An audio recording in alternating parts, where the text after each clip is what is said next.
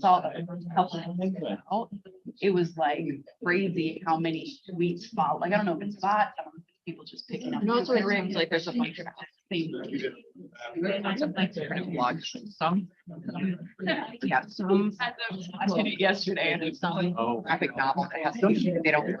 Well, All those people start harassing their local libraries. good morning. Thank you for spending part of your Friday with us. Glad that you're able to join us today for this talk from Hakeem Jefferson on Margin to Center, reorienting our approach to the study of race and inequality in the social sciences. This event is hosted by the Center for Information, Technology, and Public Life at the University of North Carolina as part of our Spring Speaker Series. I'm Catherine Peters, CTAP's Executive Director. CTAP is dedicated to understanding the impact of the internet, social media, and other forms of digital information on our public and civic lives. We are especially interested in people, platforms, and power. Our research takes a holistic approach to studying technology that is focused on how social inequality and power structures shape the use, deployment, and impact of technology. We're committed to equality and justice in our scholarship, teaching, and dissemination of research. In that spirit, I'd like to take a moment for us to consider the legacy of colonization in our technology, systems, and society. Our center occupies the ancestral land of many native peoples, including the Shakori, Ino, Tuscarora, and Lumbee, and remains home today to the Okamichi Band of Saponi Nation. The university was funded in its early years from the sale of lands home to the Cherokee and Chickasaw nations. I invite you to join us in acknowledging our shared responsibility to pursue reconciliation and justice in the work we do here today. Today, we're honored to host Dr. Hakeem Jefferson of Stanford. To introduce our speaker, I'd like to turn the microphone to my colleague, Shannon McGregor, CTAP Senior Faculty Researcher and Assistant Professor here at the School of Journalism and Media. Shannon, you go. Thank you all for coming. I'm really excited to host Jefferson here today, who I learned yesterday was also a constant fellow interrupter of his AP US history teachers in high school. Dr. Jefferson is an assistant professor in political science at Stanford University and a faculty affiliate with the Center for Comparative Studies in Race and Ethnicity and the Stanford Center of American Democracy. He received his PhD from the University of Michigan in political science after a BA in South Carolina and many years in the South Carolina school system. Dr. Jefferson's research focuses on questions related to identity and the multifaceted ways in which these identities structure aspects of our social lives and of our political lives. His work aims to understand how stigma shapes the politics of Black Americans, particularly as it relates to group members' support for racialized punitive social policies. And he's done really critical work on the psychological and social roots of these racial divides in U.S. Americans' reactions to officer-involved shootings, as well as work that evaluates the meaningfulness of key political concepts among Black Americans.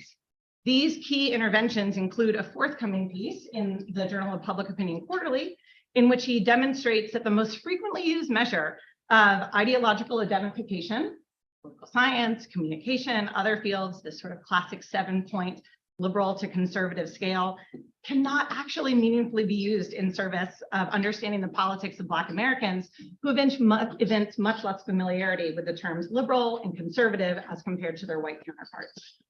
His dissertation, Policing Norms, Punishment, and the Politics of Respectability Among Black Americans, was a co-winner of the 2020 Best Dissertation Award from the Political Psychology section of the American Political Science Association. And he's working on a book that stems from that now, Respectability, Identity, Stigma, and the Politics of Punishment Among Black Americans. He writes often as well for the public in outlets like the Washington Post, New York Times, and 538. Yesterday, when I was meeting with Hakeem, he told me that he initially thought about getting a PhD because he wanted to have some sort of like credence or the weight of the letters after his name, because he's already, since a teenager in South Carolina, been giving speeches and talks related to his commitment to equity and justice. It's this centering of identity, both academically, but crucially through his own lived experience, that brings much needed rigor and clarity to his important work that fundamentally aims to understand the threats to a healthy, truly racial and multi-ethnic democracy, in hopes that we all might one day achieve that. So please join me in welcoming Dr. Jefferson.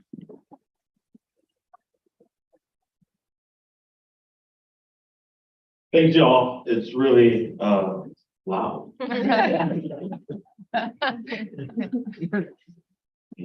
Thank you.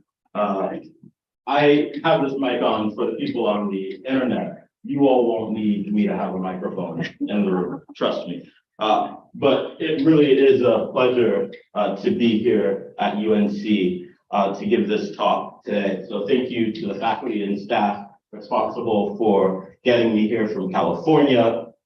Arrived here after midnight at my hotel. It was all worth it.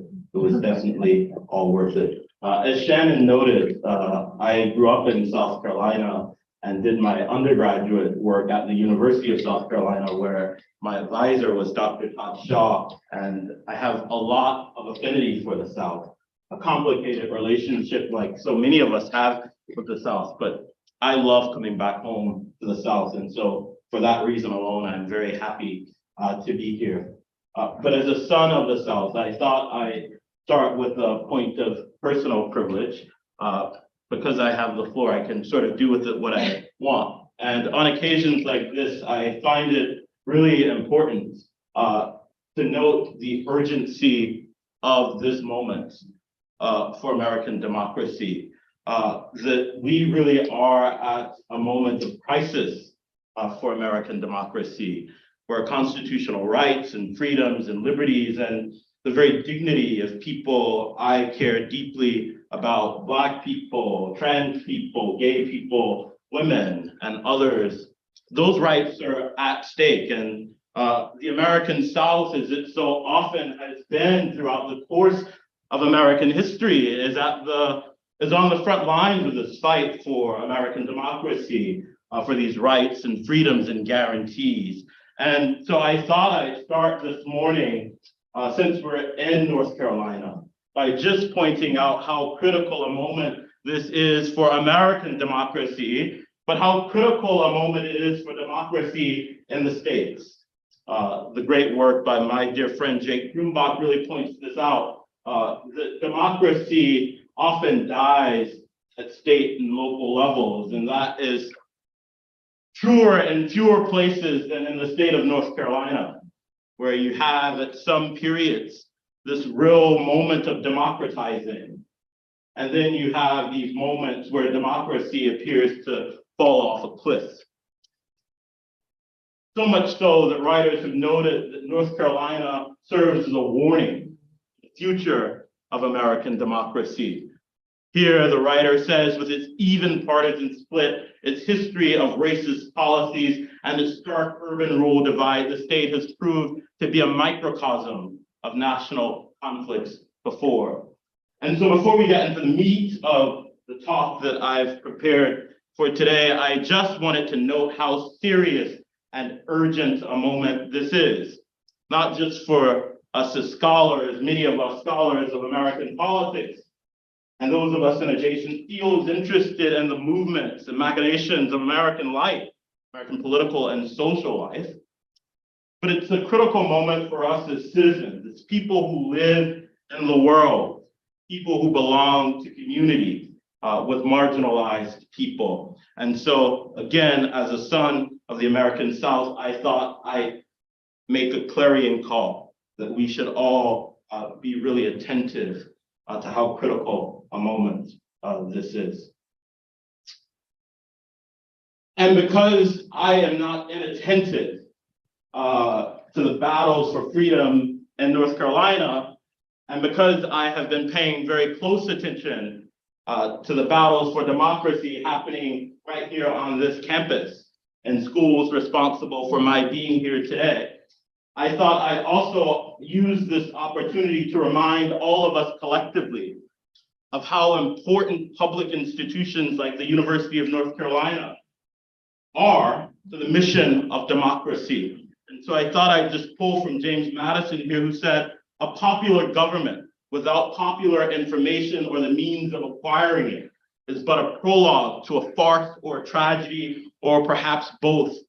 Knowledge will forever govern ignorance, and the people who mean to be their own governors must arm themselves with the power which knowledge gives. This is a critical moment, sure, for American democracy, but it's also a critical moment for public institutions like the University of North Carolina. And so I offer my solidarity to those of you in the room today. And so for the talk that I prepared to give, from margin to center, reorienting our approach to the study of race and inequality and the social sciences. For those of you familiar with her work, you will know that this title is either stolen or borrowed from the great work of Bell Hooks, who says, to be in the margin is to be part of the whole, but outside the main body. And because few people should paraphrase Bell Hooks, I thought I'd use some notes to quote Bell Hooks directly, because I am no fool. And this is what Bell Hooks wrote, and this is sort of the engine for this work on from margin to center. And Bell Hooks is writing at the time about feminism. And Bell Hooks says about feminism, she says, feminism in the United States has never emerged from the women who are most victimized by sexist oppression. Women who are daily beaten down mentally, physically, and spiritually. Women who are powerless to change their condition in life. These women, Bell Hooks noted, are, quote, a silent majority.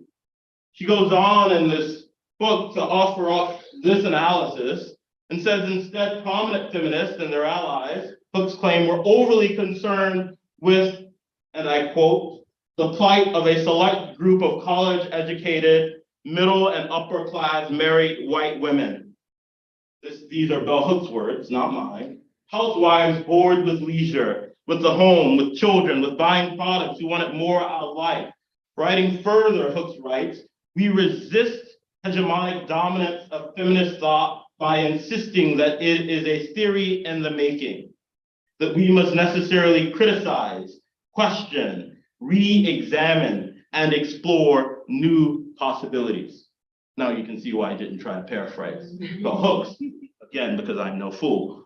So to be in the margin is to be part of the whole, but outside the main body. Like Bell Hooks, I too grew up in a rural southern place, Gable, South Carolina, in this very modest home on the screen here. As you can see, this is real rural South Carolina. These are the boonies, as we call them. And like Bell Hooks, my first engagement with politics was not in some fancy academic space. It wasn't at the University of South Carolina, nor was it at the University of Michigan. It was in this place, right? Where I sat on the front porch of my grandparents' home. They lived through the yard, as we said, from where we lived. This is actually the house where my mom grew up, and then we would move back to. But I'd spend a lot of time on the front porch of my grandparents' home talking about politics. I walked with my granddad down the road to the fire department where he would vote, hearing him talk about and complain about local, state, and national officials. I would go to Black church where people had thoughts and beliefs, and the pastor engaged in conversations about politics. And I would sit around the table with family as people talked about and engaged in conversations about politics. And people in rural South Carolina didn't use the fancy language that we use to talk about politics, but they were engaged all the time in everyday speak about politics. And one thing stood out to me, that these folks disagreed about all manner of politics, right? Again, they didn't talk about, as I'll showcase later in the talk, they didn't talk about liberals and conservatives or these activists or those activists, but they were disagreeing with one another about criminal justice policy, about social welfare policies, about immigration policies. They had a politics, right? That was both local and more global. And so it was really shocking to me when I got to graduate school that these people's politics, the complexity of their politics, the movements of their politics, the things that they thought about or imagined or were frustrated about, so little of that politics was reflected in the stuff that I read, on the syllabi that were given in the classes and seminars that I took. And I was at the place for the study of race and politics, the University of Michigan. And even in this place, right, the study of race and politics was so often synonymous with the study of white people. And I love Marty Gillen's work, but I want to use it as a bit of a foil here, as an entry point into talking about what I mean, the illusion that happens when we say that we're studying politics or American politics. And what we're really doing is studying white people and white people's politics, right? And so I want to use this very famous text, Why Americans Hate Welfare, as a jumping off point for the conversation that I'll invite you to have with me today. And because Melissa Harris Perry has tenure, I'll use her words to talk about this text and not my words, but know that I'm in full agreement with every letter of this text here. And so writing in this piece, which I would commend to all of you, a necessary intervention that should be on everybody's syllabus. She writes, Gillen concludes that white American attitudes toward welfare are largely shaped by their perceptions of the deserving and undeserving poor. And further, that this notion of deservedness is linked to racial stereotypes bolstered by media portrayals of Blacks as lazy. Throughout the text, Gillen utterly fails to acknowledge that his work is not about why Americans hate welfare. It is about why white Americans hate welfare. The title of the book is Why Americans Hate Welfare: Race, Media, and the Politics of Anti-Poverty Policy. She goes on to write, it is possible that Black attitudes toward welfare are structured by processes similar to those Gillen proposes for white opinion. It is conceivable that African Americans also believe welfare recipients are lazy and that Black attitudes are affected by media images of the poor. But we certainly have no way of assessing this hypothesis from Gillen's evidence. Further, I would argue that the more interesting question is the broader one that Gillen's title suggests he will address. Why do Americans, not just white Americans, resist welfare? Right. This is a classic book in the study of American public opinion. But what was frustrating to me when I read this text, because I had grown up in rural South Carolina, where if I closed my eyes and listened to people talk about social welfare policies, I would think that I was listening to a white conservative, as we call it in the business, a white racial conservative. But I was listening and hearing Black people. And one of the great frustrations of this text, I'll invite those of you who've read it to reread it and pay attention to the notes on the tables of this book, that non-white respondents were excluded from the analysis, right, throughout. And so my copy of this book just has highlights throughout, right? Non-white respondents were excluded from these analyses. And so as it stands, American politics scholars interested in attitudes about social welfare policies who've relied principally on this really important, I should say, intervention from Gillen's, know a hell of a lot about why white Americans resist social welfare policies. But we know precious little about why so many Black Americans do the same. So why does it matter that we attend to the experiences, perspectives, and politics of marginalized people? The first claim I'll make is that it's normative, right? To recognize that people are fully human is to recognize that they have complex and sophisticated and hard to understand views about the world. That if you think of me as fully human, I'm complicated.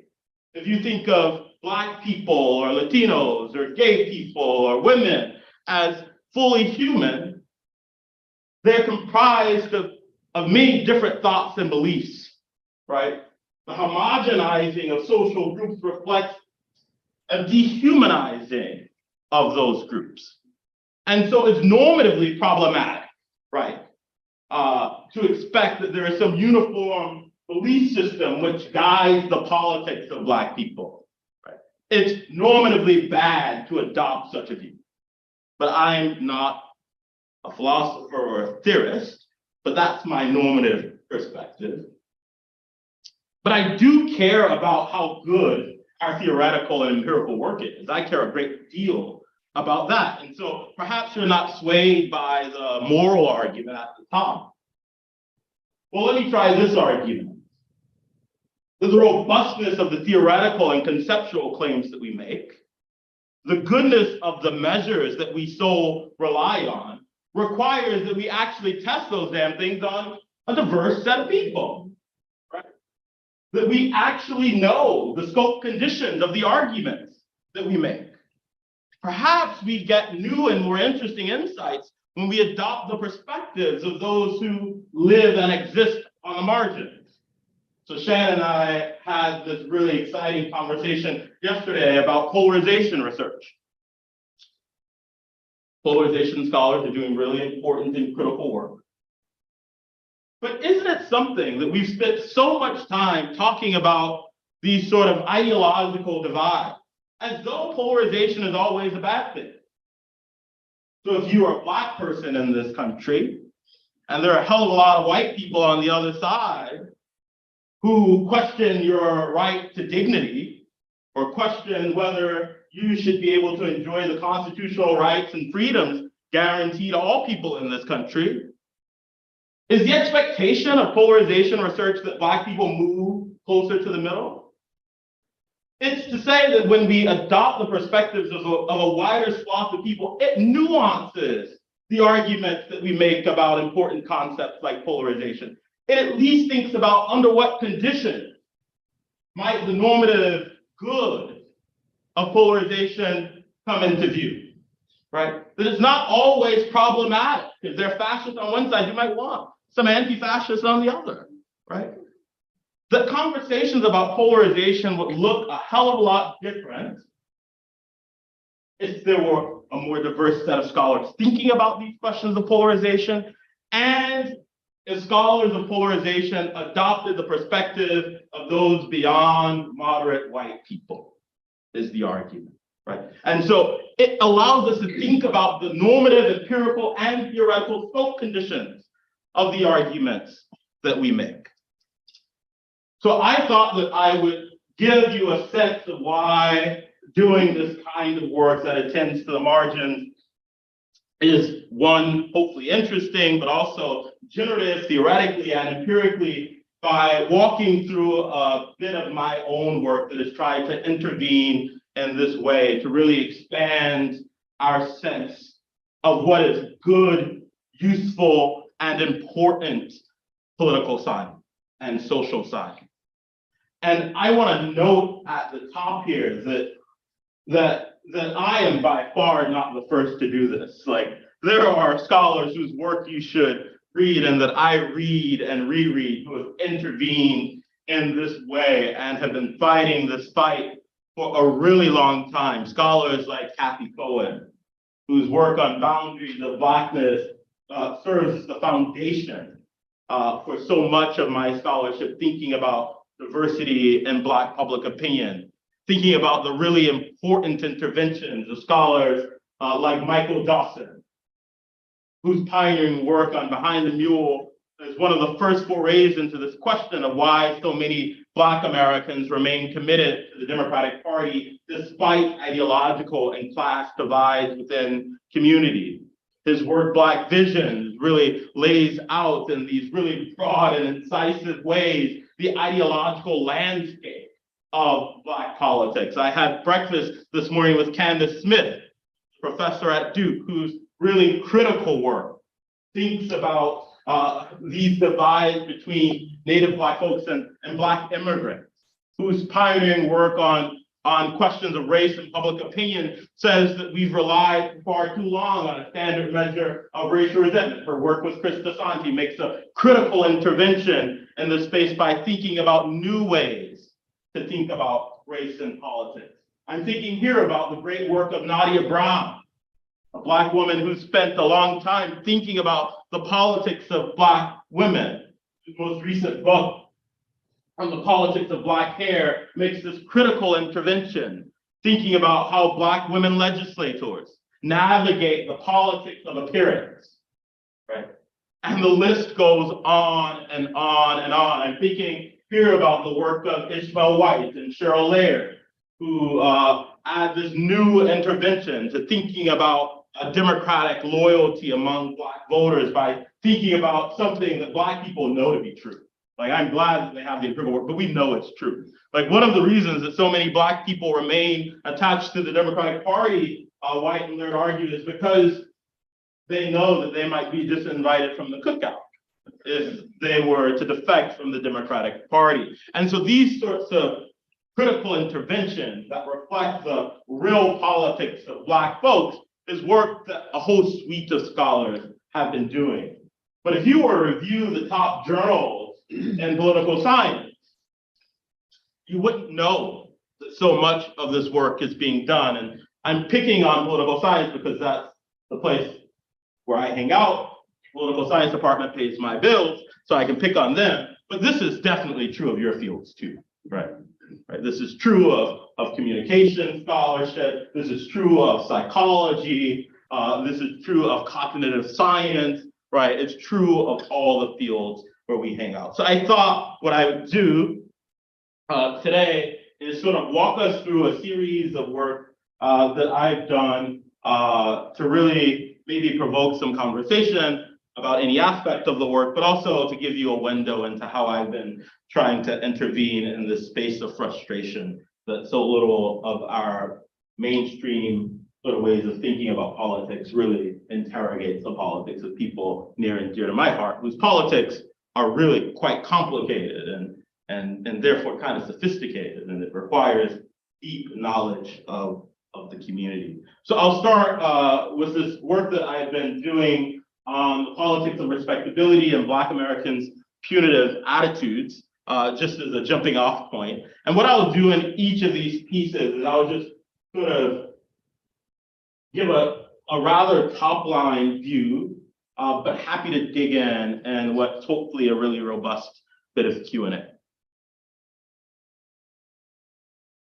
And so this project and my broader book project is interested in this question of why do so many Black Americans support policies that police or monitor and at the extreme end punish members of their racial group? And so I was motivated to answer this question for the grad students in the room because I had grown up where I heard people talking about politics in a very particular way. And there were a lot of Black people who supported tough on crime policies, restrictive welfare policies, and a bunch of policies that I would come to understand as race-coded policies, policies that were perceived as targeting members of a certain group. And in this case, a lot of these policies are perceived to target, attack, or to police Black folks. And so I was really interested in this question of, well, if we understand a great deal about why a bunch of white people support these policies, why do so many Black Americans also support these policies? And so in graduate school, I was taking classes, of course, in political science, but I was having a lot of fun hanging out in social psychology, taking classes in sociology, and I had the best education in Black politics a man could have. I grew up around a bunch of Black people in rural South Carolina. I didn't get a PhD for doing that, but it was helpful nonetheless, right? And so this is the question that guides this bit of my work. And so for me, what was clear as I met with my advisor and talked a great deal about this is that we had existing conceptual frameworks that might be helpful in understanding and making sense of Black support for these kinds of policies. And so I often tell people, I told Shannon yesterday, that I hardly see it as my job to go out in the world and find new genes. Like some scholars do that. They go out and they come up with concepts and ideas that no one has heard about. And then you say, oh my goodness gracious, well, that is like that's smart stuff, because you've never heard of it. And for me, I'm a social scientist who believes that the best social science is social science that doesn't go off into the world and find something necessarily that no one's ever thought about, but that instead tries to make sense of that which people have lay theories about, that they have hunches about, that really reflect their deep intuitions about the world.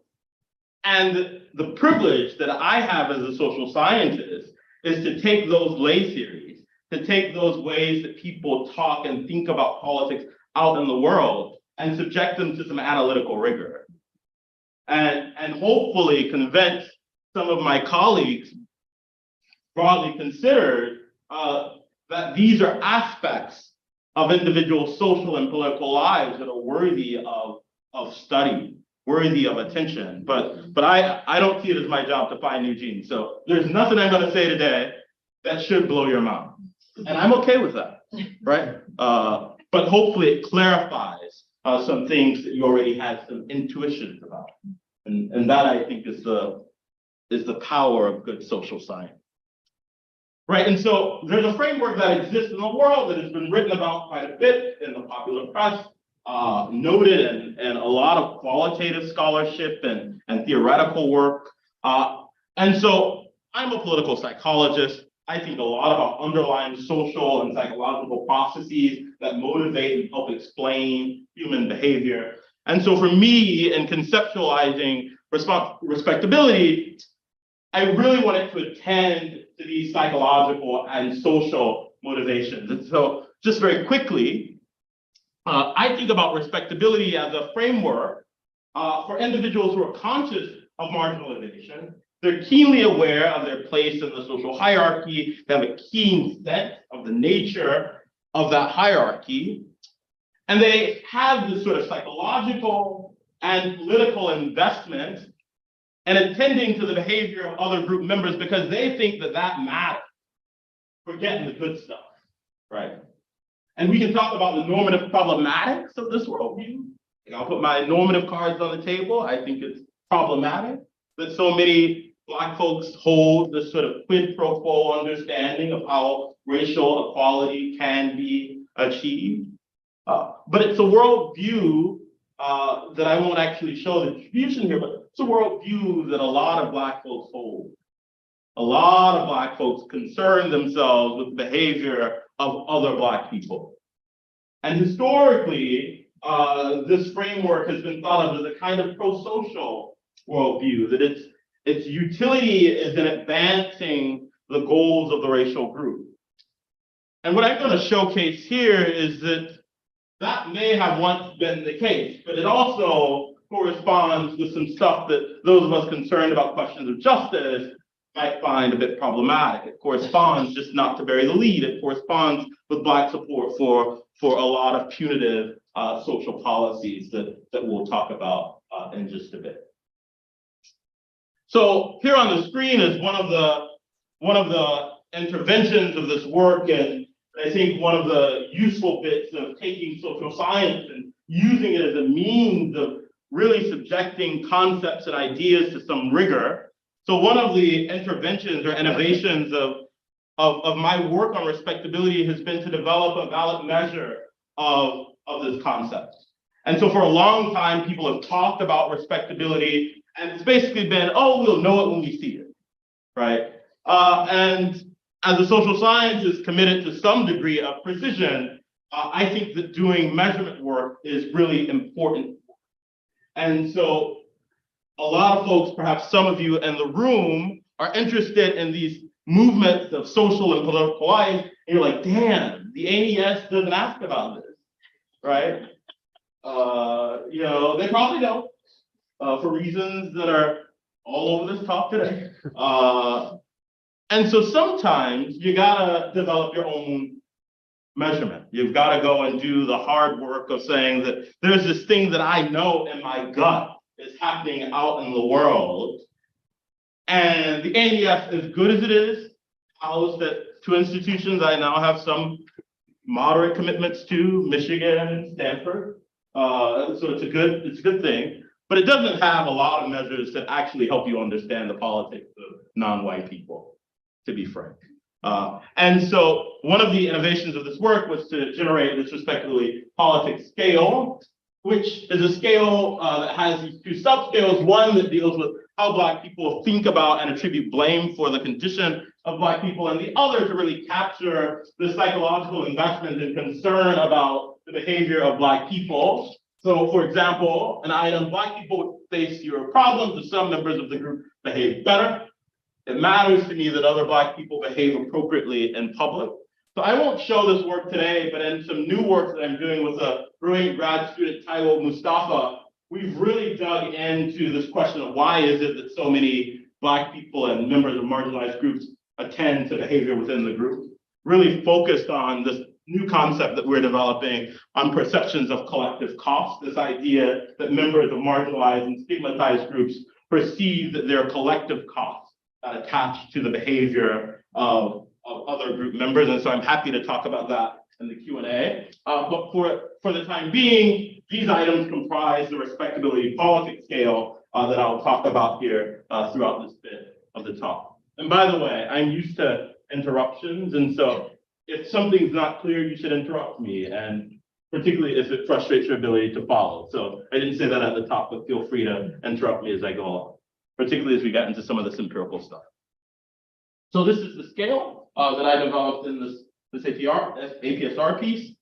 And so then what we can do is we don't have to just trust our lay theories about like who embraces respectability, who rejects respectability. And for those of you who aren't necessarily numbers people in the room, all it means is that if this thing is to the right of this line in the middle, that means that it's something you should pay attention to, that it mattered, and thinking about what corresponds with respectability is on this side. It's a positive relationship with this respectability politics scale scores. It's on this side, it's negative. Is that good enough for the non-numbers people in the room? Great. All right. So if we look through here at who embraces the politics of respectability, walking in, people have really strong beliefs about how this is going to be bound up with age or income and that sort of thing. We see very weak correspondence here. And on the income dimension, people have often asked me, aren't you surprised that income and high status occupation and the like doesn't cut the sample of those who embrace respectability and those who don't? And my answer often is, no, it's not surprising at all. Like I grew up in low income surrounds in South Carolina, and people really embrace respectability. Right, and then the expectation is that people at the high end would embrace respectability. And so one way that I describe this is that the values of respectability are indeed class. They are class. We shouldn't ignore that. But it doesn't mean that an embrace of respectability is also necessarily the same. That people on either end of the status distribution find reasons to embrace the politics of respectability. So moving down here, we can see that people who have these more authoritarian beliefs, these are, for those of you familiar, these measures of childbearing values and that sort of thing. Mark Hetherington and Ephraim Perez have this brilliant paper that really showcases the way that this measure of authoritarianism falls apart when we think about the politics, the broad politics of Black people. So for white people, authoritarianism maps on support for strong leaders, et cetera, et cetera. And Ephraim Perez and Mark Hetherington have this really fantastic piece where they showcase the way that it falls down in that domain. But we do see that these beliefs about order and conformity, perhaps unsurprisingly, align with beliefs and an embrace of respectability.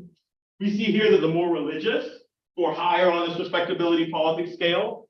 We also see that those Black respondents who report higher levels of in-group directed shame, an emotion that you wouldn't necessarily be thinking about if you're thinking about what white people think about Black people, right? You think about emotions like guilt or this great work by my dear friend and Michigan colleague Janet Ferchuti on racial sympathy. Those are out-group directed emotions, but when we think about the politics of marginalized groups and the dynamics within, we have this opportunity to think about new emotions like shame and embarrassment, feelings of self-directed shame and embarrassment. We see here this measure of how important is being Black to the self only weakly corresponds But we do see that those Black people who report having a relatively less closeness to Black people, that is a difference measure of how close you are to white people and how close you are to Black people, relatively less closeness corresponds with respectability. We see here too this endorsement of negative stereotypes, and perhaps, as you'd expect, those who perceive more discrimination are less likely to embrace respectability. This measure of linked faith theoretically should correspond, and it doesn't, and you might find that puzzling. And that has been the reason that Taiwo Mustafa and I didn't think the theory was bad here, that we should expect that those Black people who feel this greater connection to the group should more strongly embrace respectability. I thought the measure was a little deficient here. And so we've been developing this measure of perceptions of collective cost. So it has this item, for example, that society tries to punish all Black people for what one Black person does, and that sort of thing. And it turns out this new measure that we've developed of perceptions of collective cost strongly corresponds with an embrace of respectability. And I'm happy to talk about that in the Q&A. And so I just want to showcase very quickly that in and across various multivariate models, when we're trying to explain variation in Black people's attitudes for a host of punitive policies, be it sagging pants ordinance or the Houston dress code policy, which some of you might remember in the high school, or the 3 strikes law, we see consistently that respectability explains variation above and beyond these existing constructs. We see too that it explains variation in Black people's perception of how often police shootings are justified. And while it doesn't correspond with beliefs about whether welfare should be increased, decreased, or kept the same, it does correspond with how people believe the recipients of welfare should be treated and whether they should be policed and monitored and subjected to onerous policing. I was running this study at the time when Kamala Harris was coming under a lot of fire for a truancy policy, and I just wanted to make the point that Black people don't fully disagree with this sort of thing, and that respectability helps explain it, because these are race-coded policies even for Black people. And we see too that it corresponds with beliefs about harsher drug laws and very weak correspondence with attitudes about the death penalty. And we were also interested in this work, not just in how it maps on to policy attitudes, but how does it map on to the way that Black people react to everyday real-world situations. And so my undergrad research assistants and I developed a series of scenarios for Black respondents. So in one, respondents were exposed to a scenario in which they're in a restaurant and other Black people are there and they're talking loudly, using the N-word, complaining about their food, etc. And we asked them how they would respond. In another scenario, in scenario 2, Black respondents are told, imagine you're at a workplace, mostly white firm, hires a new Black person, and they're really bad at their job, right? And in the third one, respondents are asked to imagine being in a suburban recreation setting. Suburban here is meant to be white, for those of you who didn't understand. In a suburban community, at a recreation site, and a group of Black people comes to the pool, and they're acting raucously. And so we were interested in, and what's great is that this research team of mine had this white woman on it, and I'm sure that she thought that this was one of the scariest things she'd ever done, generating these scenarios, but they did a fine job. And what we see here, is that it's each of, and this maps on for each of the scenarios, what we see is that an embrace of respectability corresponds with how bothered these Black respondents say that they were by the behavior, how important they believed it was that the people in this area changed their behavior, and how appropriate they thought it was for somebody to say something to the people about the behavior. And this is something that's interesting, and I haven't dug into it yet, but we see consistently across the scenarios that it's also among Black people who report that being Black is really important to their identity. We see this sort of weak correspondence of being more bothered, important to change and to say something. And that would be consistent with work in stereotype that says the more important the domain is to the self, the more it is you care about it. I don't want to make big claims here, but it's a part of the work that continues on. But here it's just to say that this measure of respectability really does do some really, really good work. So we're doing okay on that. Great. And then I thought I'd just show you why it's useful to listen to people. on the margins, right? And so one of the things that I've done in my work, you should always have open-ended in your data, is just ask people about what they think about in-group behavior. So I forget the exact wording, but we ask at the end of the study, what are your thoughts about how members of the group behave? And one of the useful things about these open-ended is that it helps you test out the validity of the measure that you've constructed, right? And so, of course, these are cherry-picked, yes, but they are indicative of what you see when you look at the commentary of those who are on the lower end of respectability and those on the higher end. And what we see here for low respectability Black folks, I'll just read one of them.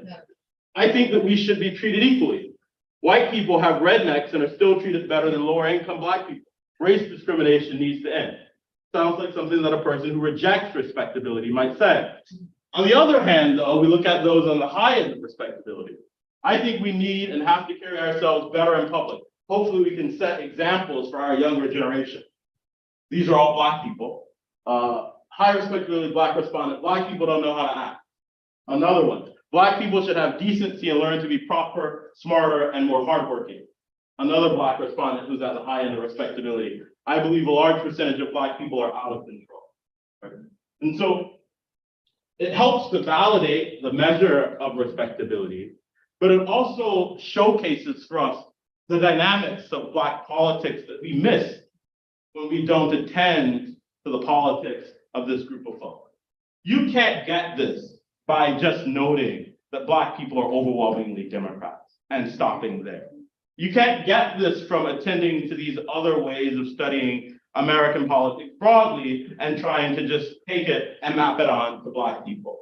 You can't get this by using off-the-shelf concepts and the like. You actually have to be attentive to the rhythms of Black social and political life, right? That's what you get when you do that. And as I noted, this is part of this book project, this frustrating book project in progress, Respectability, Identity, Stigma, and the Politics of Punishment Among Black Americans. I love this work a lot. Very happy to talk about it more in the Q&A. I think Shannon mentioned this other work that I've been doing on ideology. And in this forthcoming piece at POQ, The Curious Case of Black Conservatives, Assessing the Validity of the Liberal Conservative Scale Among Black Americans. This is work I began, again, frustratingly as a graduate student at the University of Michigan, where I sat down with the AES and I tried one summer to explain variation and policy attitudes among white and Black Americans, because I didn't know what else to do with my time that summer.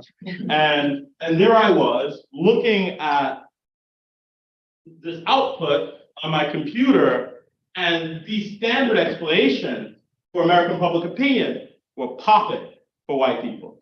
You know, they were popping in the aggregate first off. And then I thought, oh, let me just subset the data and see what happens when you look at it for white people, look at it for Black people. For white people, like everything converts, everything these folks, everything pops. The Michigan School on Partisanship is just like, boop, boop, boop. You know, that's what you saw. And then for Black people, it was like, well, shit, this isn't doing anything. I mean, I know that we don't talk about R squared, but let me tell you, the explanation was very small. It was explaining nothing, right? These models, these standard models that I've been reading about in my ProSem and all this stuff. And so I knew partisanship shouldn't do anything because Black partisanship is pretty skewed. So I didn't expect much from partisanship, but I said, well, there is a lot of variation on this measure of ideology. And then that thing wasn't doing anything. And I was like, well, this is interesting and puzzling and kind of fun. And then it took very little time for me to think the following. I've never heard a Black person use the word liberal or conservative. To this day, I am the only Black person I know who uses these words. And that's because I'm a political scientist. I go home to South Carolina and I've never heard a nary Black person use the words liberal and conservative. And so this was the way that I started this work. And I'm not kidding or exaggerating when I say that this piece is birthed out of just deep knowledge of Black people and the way that Black people engage and think about politics. So I'll run through this quickly because we've already talked about it a bit. So the bit of this paper is why do Black Americans who call themselves conservative on surveys remain attached to the Democratic Party? So what you'll see on the following slide, this black line represents the correspondence between partisanship and ideology for white people, right? Our standard explanations over time, partisan and ideological identification have increased, right? It happens in the aggregate. When you subset the data, it's true for the white people, right? But if you just think for a moment that it might be useful to know whether the thing traveled outside the aggregate, beyond white people, and you attend to the politics of, say, Black people, you see that when scholars of polarization talk about increasing partisan and ideological sorting over time, it's a story about white people, this black line. It's a story about white people. This is the extent of partisanship and ideological sorting among Black people. In the 2016 ADS data, the correlation for partisanship and ideology for white people is about 0.6. For the non-numbers people, that's high. That suggests that these things are overlapping at a level that's pretty high. For Black people, and I asked my research assistant to look at this a second time, for Black people in the 2016 data, the correlation, and the ADS is the gold star public opinion data. The correlation between partisanship and ideology for Black respondents is basically zero. It's basically zero, yes. I just have a methodological Yes. question. When you're speaking about the ANES, I know they struggle with getting Black respondents Yes. for these types of surveys. Are you looking at this weighted for Yep, population correction? exactly. So we do all this. It doesn't matter how you weight the data. It doesn't matter how you score the data. This is a great question. This pattern persists. And in the 2012 data and in the 2008 data, because Barack Obama was a candidate for president, they had a lot of Black people, at least relative to how many they had in the past. And the pattern persists. Like this is just, so this is a puzzle. We call this the partisanship ideology paradox in Black politics. Right, so why is it that Black people's partisanship and ideological identities don't overlap, right? And so there are these prominent theoretical explanations in the literature that rely on these identity as the answer to the puzzle, right? The argument is that this is a story about identity, and so very, very smart scholars have argued that it's the cookout story, which is true in large part, but it doesn't actually answer this bit. Or the argument has been that group consciousness undermines Black conservatives' commitment to the Democratic Party. And in both of these arguments, it has been taken for granted that the measure of ideology is actually right. That there's actually a puzzle worth our fashioning new theoretical insights for, when in fact, it's a measurement problem. This is a measurement problem. I'm an identity guy. I love theories of identity. This problem is a measurement problem. It's what happens when you don't go out into the world and ask, does this measure that I'm so committed to using work equally well for Black people as it does for white people, right? And so this piece offers an explanation that calls into question the validity of this really important measure in the social sciences. And so if you want to know what I think about the measure of ideology that you're probably using in your work, is that it's fine if you're using it for white people. But if you're interested in the politics of an increasingly diverse society, you probably shouldn't use the measure, right? It's a damning critique, but it's a critique that I would not make without the data that backs it up, right? And so one of the innovations of this paper is to say, like, we can use existing measures on the ADS to actually observe familiarity with the measure. So the ADS asked respondents to place the parties and their candidates on the same liberal conservative scale that folks use to identify themselves ideologically. And what we observe, so this is just a scale that takes those questions, there are 5 of them, and says that if you place Barack Obama on the liberal end of the scale, we're going to say that you're probably familiar. If you place Mitt Romney on the conservative end, we're going to say that you're probably familiar with. If you say that the Republican Party is the more conservative party, we're going to say that's how experts would use the language, right? And what we see is that consistently, white people are more familiar with these terms than their Black counterparts. In the 2012 data, for example, about 45% of Black Americans placed Barack Obama on the conservative end of the scale and Mitt Romney on the liberal end of the scale. Now, people in the review process made up all sorts of ridiculous arguments about this. Like, oh my goodness, perhaps it's because these respondents think that Barack Obama is conservative because of his conservative racial politics, and they think that Mitt Romney is liberal because he passed a liberal healthcare policy in Massachusetts. And at some point, you're like, this is the most ridiculous thing I've heard, because it would also have to explain why a similar percentage of Black respondents said that Donald Trump was liberal and Hillary Clinton was conservative, or you can do this for any year of the AS.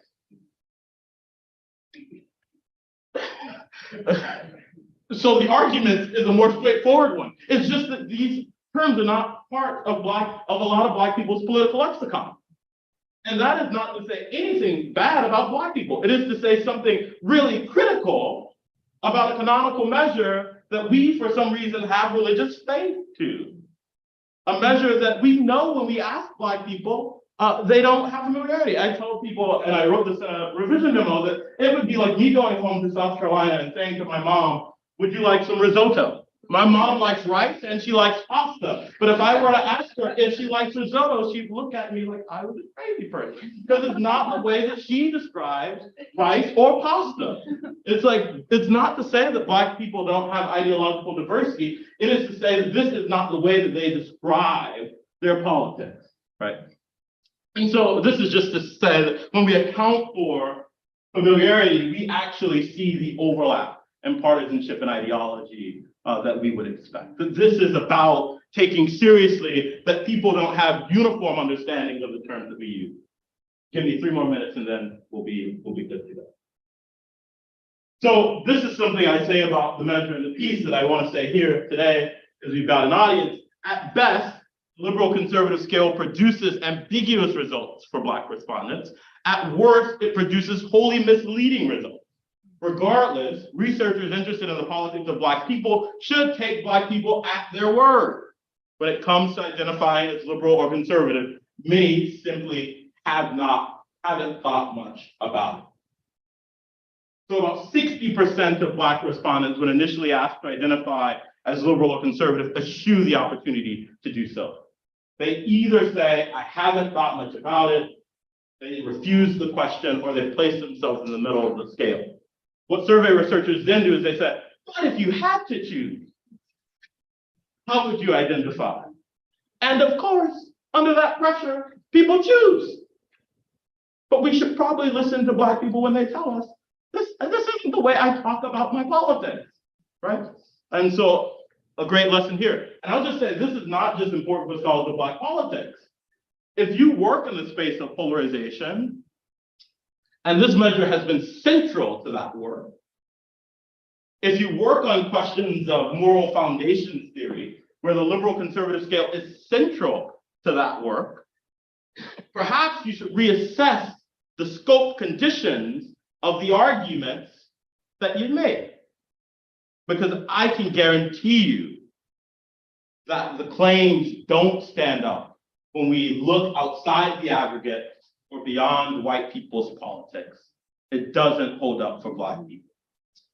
And so finally, in the last 2 minutes that I'll allot myself, and we'll have 30 minutes for Q&A, I just wanted to point out that another reason that it's important to think about the politics of people on the margins is because it forces us to reimagine what we mean when we invoke key and critical concepts in conversations about things like democracy.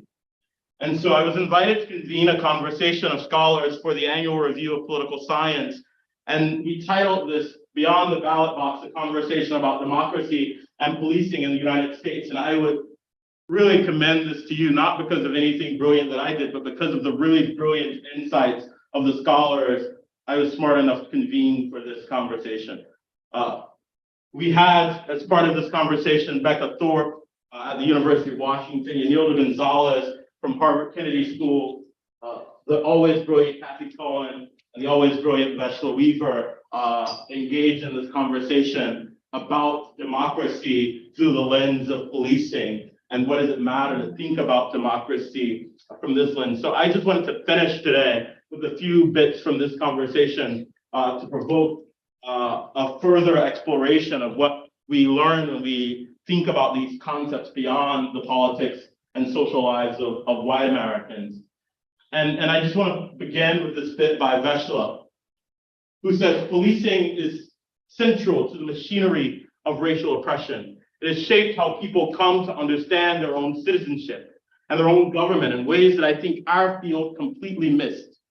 As political scientists wrote about pluralism and representation and voting, political science became obsessed with understanding citizens' voluntary engagements with government, rather than the government coming and kicking their door in. This thinking about democracy that didn't engage the lives of marginalized people. Veshla goes on to say that policing subverts democracy through its formal means of exclusion and disenfranchisement, by reinforcing a sense of stigma and subjugation, and through its demobilizing consequences. What do we learn about democracy when we think about the state from below? Veshla says, I think we know next to nothing about the experience of democracy, about what government is and does, and what the state is and does, in quantitative survey indicators of American political life.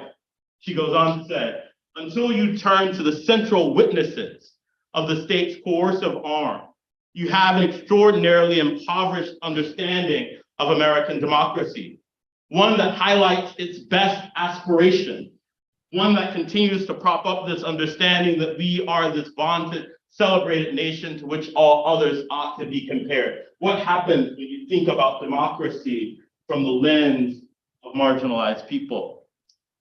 Kathy says, I feel like we do know about how democracy is experienced in race-class subjugated communities. I'm not sure the discipline cares. We have been trained to understand democracy as, is everyone allowed to vote? What are the norms? What are the guardrails? Oh my God, Trump. Yes, Kathy says, Trump was a disaster, but Black people were being killed before Trump. Can we have a functioning democracy when Black lives are thought to be expendable, when young people are over-policed, when we see a system of extraction from the police, from the courts, from welfare systems? A lot of you have thought about democracy for a long time, but it's probably not the case that you've thought about democracy in these terms. And I'd ask us to think about why that is.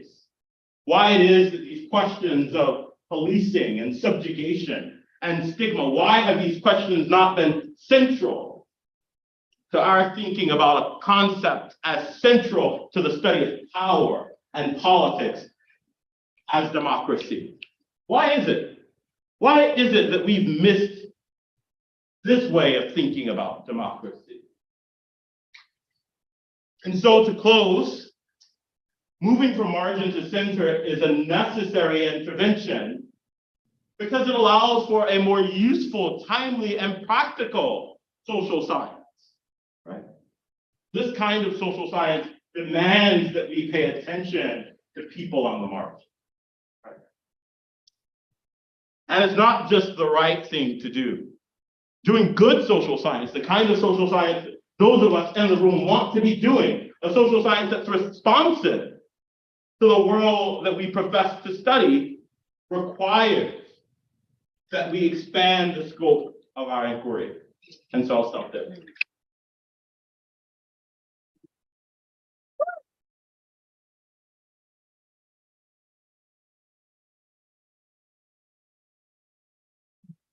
And I think we have time for. Yeah, thank you so much. We'll open it to questions. Shannon, will you help moderate? Yeah. And if anyone who is remote would like to ask a question, you can do so by emailing that to citap@unc.edu. But we'll start here in a minute. Yeah, so let me commend you on an excellent presentation. This was great. Another way you took it to church. It's very rare that I hear this, in these academic contexts. So the style was as excellent as the content. I have a couple of things, just reactions to this. The first of which is, I am not surprised that a lot of Black people don't know or use the terms liberal or conservative. I am curious if you ask the same question about the term respectability, politics, politics, respectability, which has struck me just, this isn't anything that I've looked at empirically or academically, but this is a term that comes from the academy.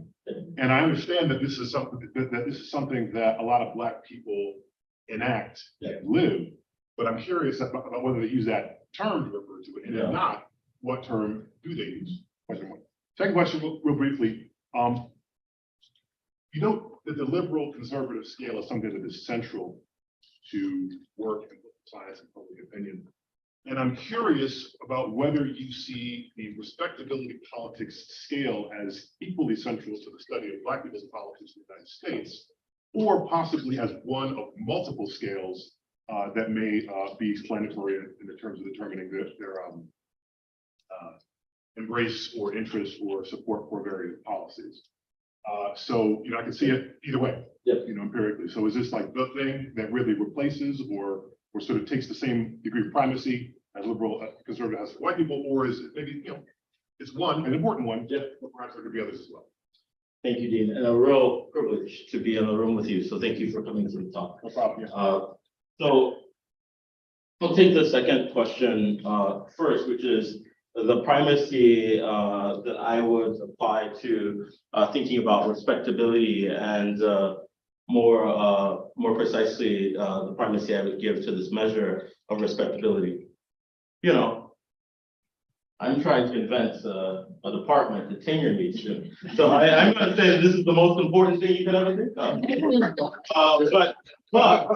But I'm committed to good social science, and I don't think we live in and I know you agree with this, I don't think we live in a sort of monocausal, easy to explain universe. And so what I want to say more honestly, because you deserve my candor, is that I think it really is a key way or lens through which Black people think about the social world. I often say to people that white people's politics aren't the only politics that are racialized in this country. You know, Black people, because of socialization processes and the like, also have a kind of racialized politics.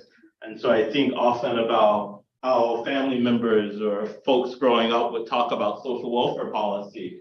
And what's interesting is that they too had a Black beneficiary in mind. And Black people's politics around these kinds of issues are really complicated and nuanced. And so at the same time that one is questioning, does so-and-so really need this?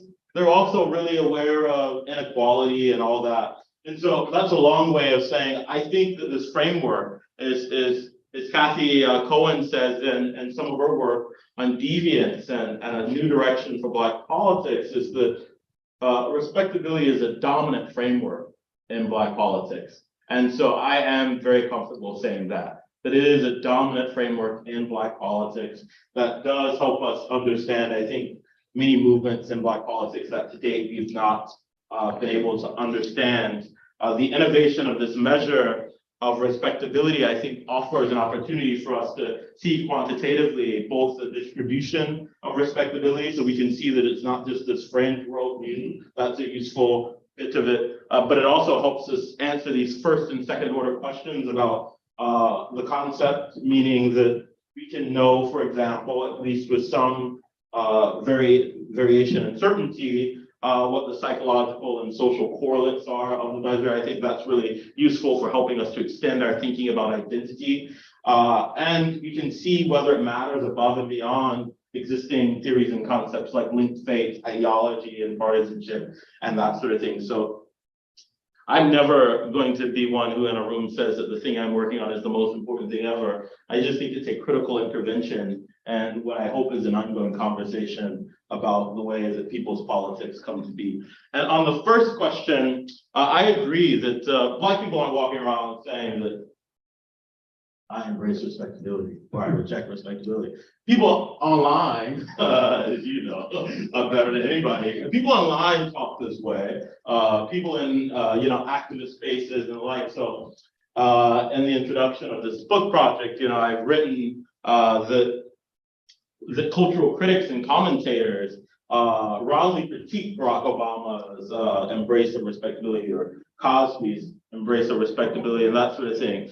But we should not take those commentators' criticisms being reflective of how Black people writ large think about respectability. But no, I'm never looking for Black people in my work to sort of spontaneously generate the word respectability. And that's why the measure of respectability never asks, are you a respectable Negro?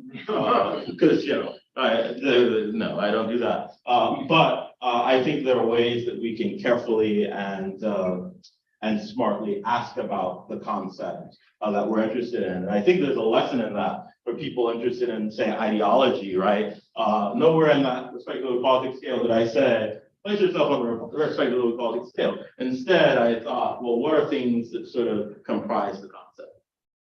Thanks, Steve. Hey, first of all, thanks to meet you here. I love this talk, man. This was amazing. I don't want to echo Dave's point. Feels like I was back in church. Hey, get in your hand. All right, get to the question. I have a two-part question. So first, and I'm sure you thought about this, and you mentioned the word Negro, so we'll pick up on that. As you were talking, I'm really curious in your book project, how much you go back in history, thinking about Booker T. Washington. And here I think about Mary Clyde Bethune, organizations for Black women about it. So I love it. So anyway, I'm just curious to kind of think about the history, right? Respectability. Yeah. So I'm curious what you have to say about that. Then the other question, you're probably not surprised to hear this. You mentioned South Carolina, you mentioned Republicans. You know where I'm going there. I think about my man Tim Scott, right? It's so it's very Trevor Noah, Tim Scott. Yeah. And I really love. I don't know if you come across it. And in that conversation, Scott talks about himself, that Black people as a conservative people. Yeah. Uses that word. This is really my key question. Not to push back because you convinced me that it's a bad measure, but who are the Black people who are able to align rights properly? Who does this measure work for? Great. Lack of a better term. Great, thank you. That's what I got for you. Thank you for these good questions. And moving forward, because of time, let's do one part. Only. At least we did.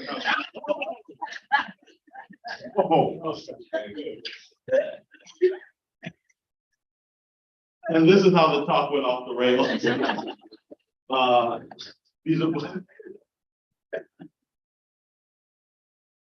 So the first question is a question about history. And so remember when I said that I don't go out in the world and find new genes. Really smart people like Evelyn Brooks Higginbotham have written brilliantly about the history of this sort of worldview, thinking about Black Baptist women in the Black Baptist Church. And so, yeah, I think you're right to call out these historical figures and to think about the ways in which they embrace something at least adjacent to what we think of as respectability. And it's useful in thinking about that history because it helps us think about, even through their language, how they saw this as a critical way of upending systems of oppression. Was often the argument, this sort of pro-social read of respectability. And that's really Higginbotham's take in part, is that it's this strategy, it's the strategy of responding to racial oppression. And so that history is really helpful because it grounds my own thinking about respectability.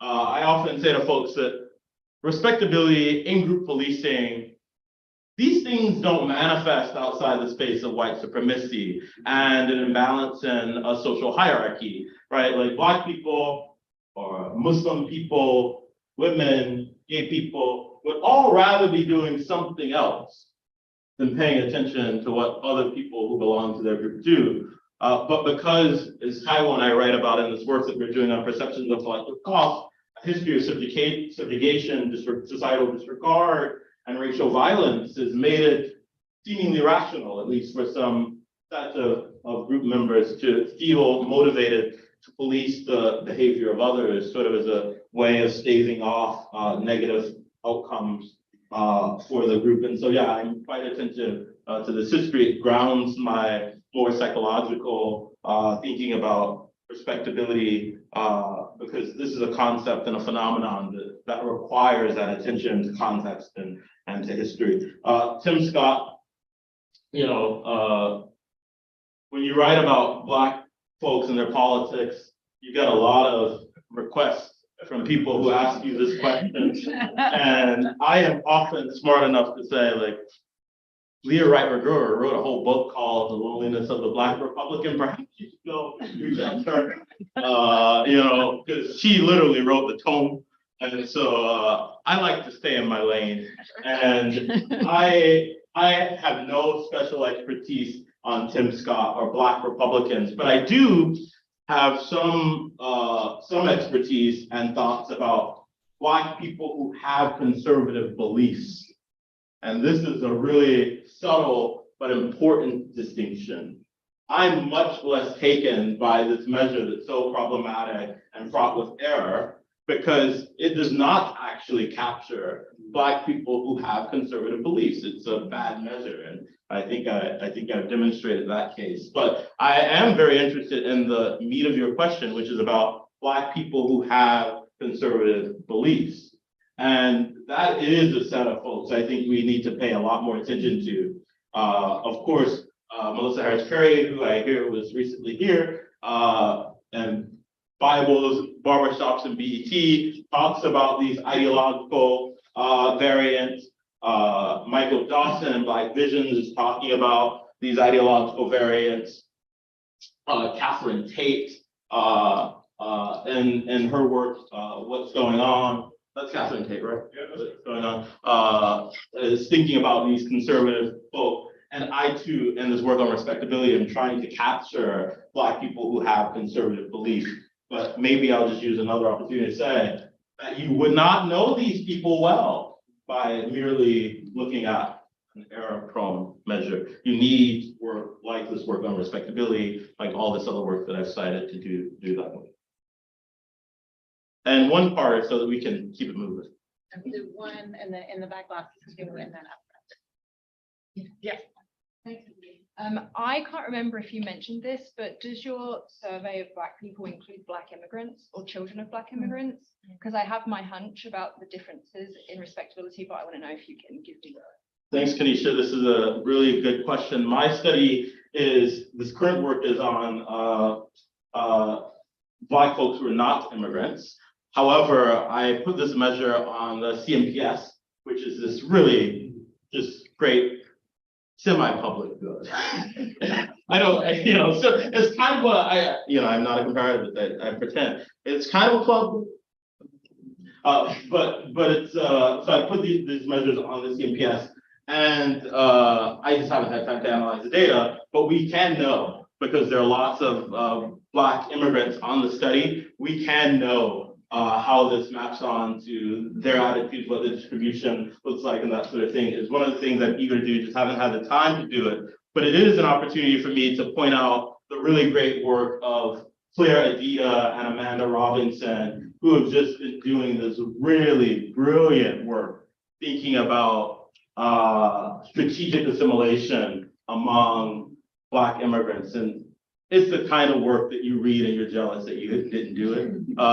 And it's just this really smart work where they think really creative, theoretically and empirically about how Black immigrants, and of course, this is some work that Candace does in her brilliant work, which is to really showcase the way that Black immigrants, attentive to racial hierarchy in the US, attentive to the stigma that attaches to Blackness, some, not all, but some Black immigrants attempt to distance. And this sort of distancing and disassociation is a core part of the psychological work that undergirds the social processes that are attended to respectability. And so my hunch is that your hunch is that there is some share of Black immigrants who embrace respectability, reflective of their desire to distance from the stigmatized social group. And I would bet the same. What's interesting is sort of what would be the sort of social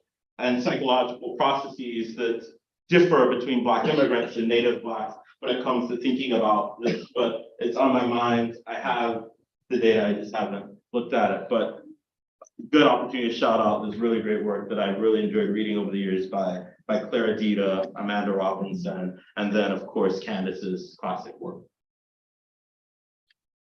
Thanks for this paper. It's extremely interesting and obviously very important. I just invite you to say more about how you operationalize like what respectability is, because you can have various words. It could be like act like a middle-class white person.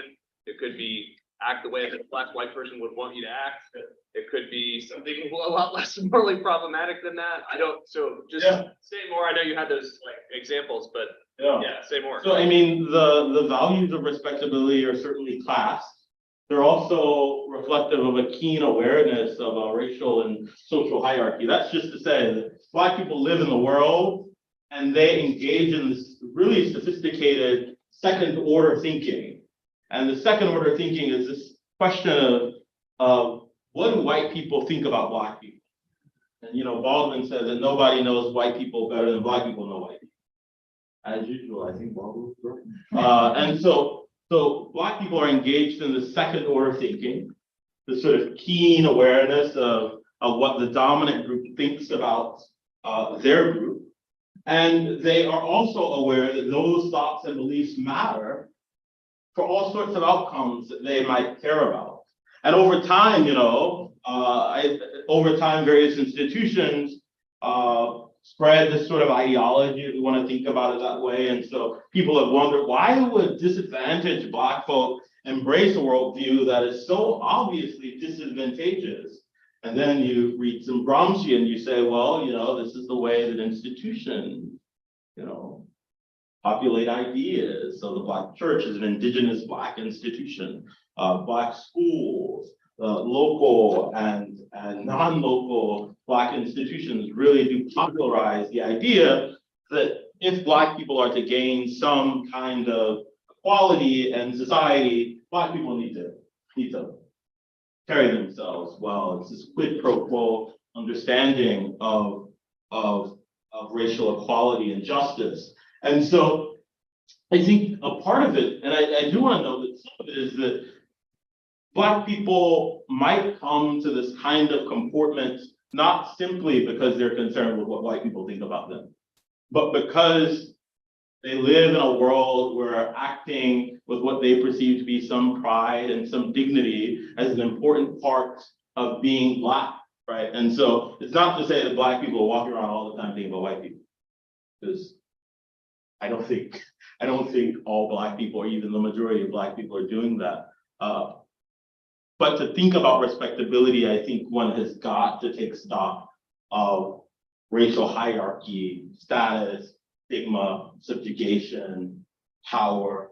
You know, those things are always on my mind as I'm writing and thinking about respectability. And I think it's at least on the mind of Black people when they choose to embrace this kind of politics. I'll just say quickly that in this work with Taiwo Mustafa, where we've generated this new measure and conceptualization of collective cost, perception of collective cost, we see measures of disempowerment that correspond with these perceptions of collective cost, measures of public disregard, so a sense that other people think less well of Black people, perceptions of discrimination. And so we see here that the more that one believes that Black people exist in a disadvantaged societal position, the more they believe that there are these collective costs that attach to the racial group.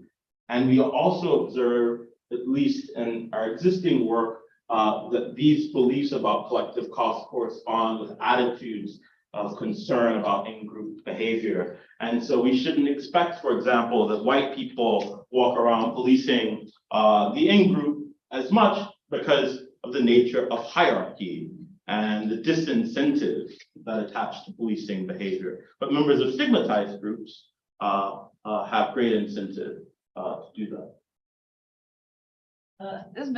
This might be better suited for an email, so I'm gonna start right there. But I'm just interested, it's very inspiring to see you go from a place of like qualitative kind of subject matter expert lived experience to translating that into something that can be presented in a quantitative way.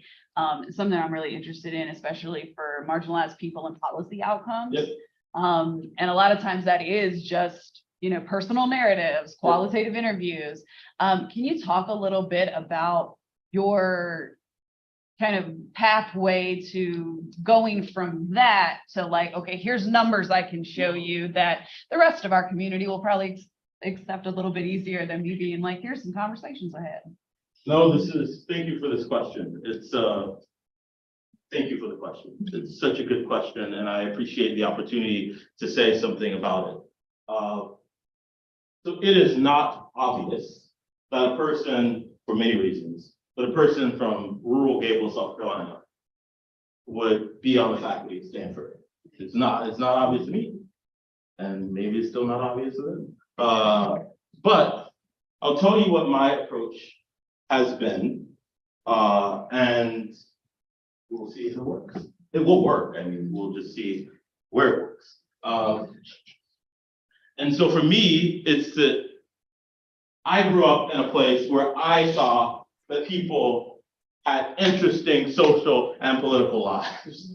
I started there, and I became a political scientist because, as Shannon said, I thought that getting a PhD would allow me some greater credibility in rooms that I had already started to move in. I had this weird upbringing where I traveled around giving speeches about justice and that sort of thing.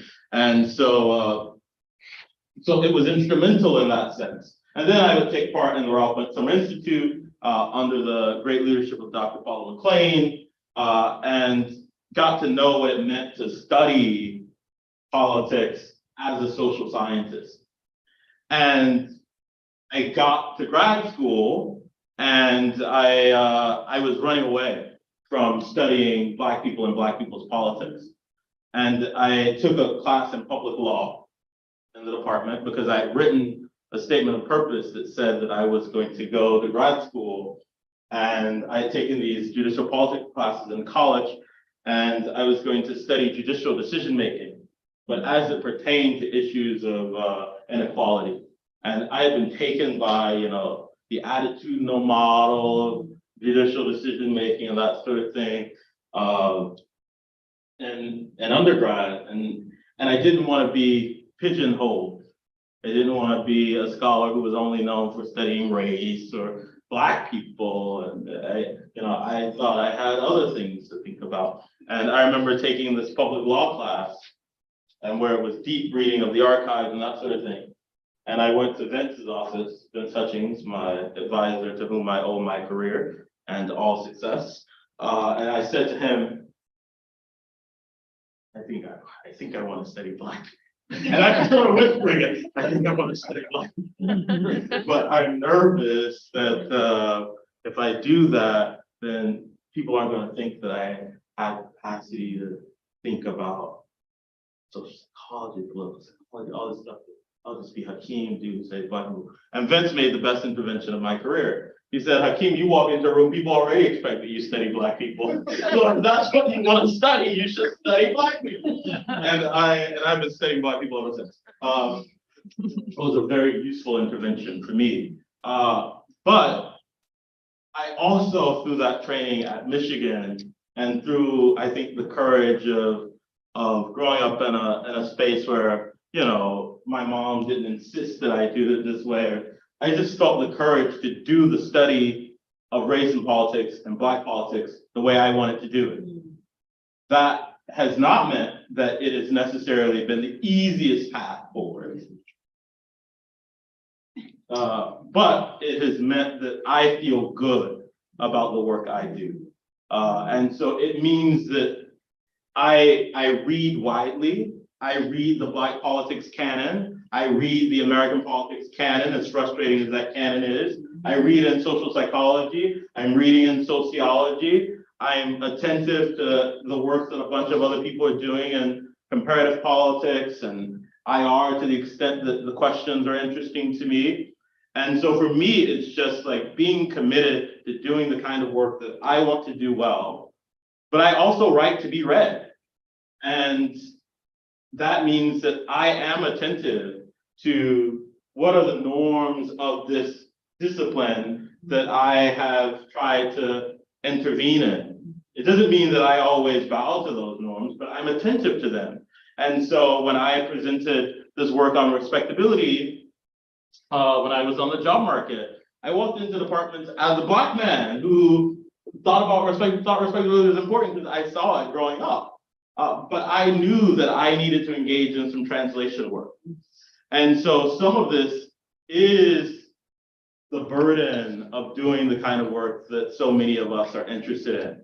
I tell people that there is no smarter scholar of American politics than the student who studies race and politics, because I've got to know the canon on race. I've got to know the canon on Black politics, and I've got to know the canon on institutions, and the canon on white people's public opinion. And so for me, and this is just the sort of practical advice that I give to students interested in this kind of work. Like, one can say that I'm going to do what I'm doing, the rest of the discipline be damned. And sometimes that is what we should say. I've said that a few times pretty publicly. But I think insofar as one sees their audience beyond the very focused set of what they're doing, you need to actually be able to translate the work that you're doing. And so maybe the final thing I'll say is that I see some of my job as being engaged in translation work. And so that's why when I present this work on respectability in front of Black audiences, I see a lot of head nods, not a lot of minds blown. And then when I go into some other audiences, I have to spend a little more time. And is it burdensome? Sometimes, but I think for me, what's important is the reach of the work, the reach of the work. And so that's important to me and why I do what it is I do. And Stanford wants me to really do this thing to make sure that my computer is secure, and I'll give it one more day. But thank you for that question. Thank you all so much.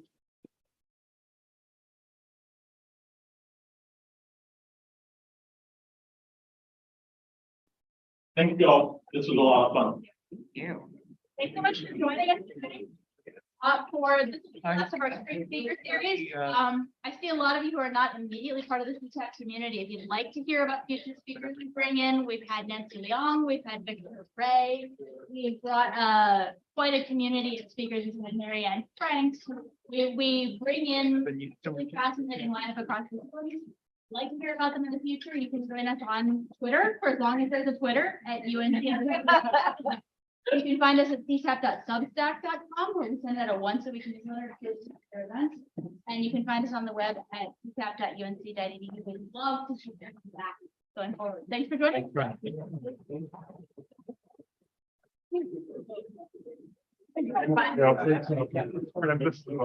You did awesome. Yeah. Thank you.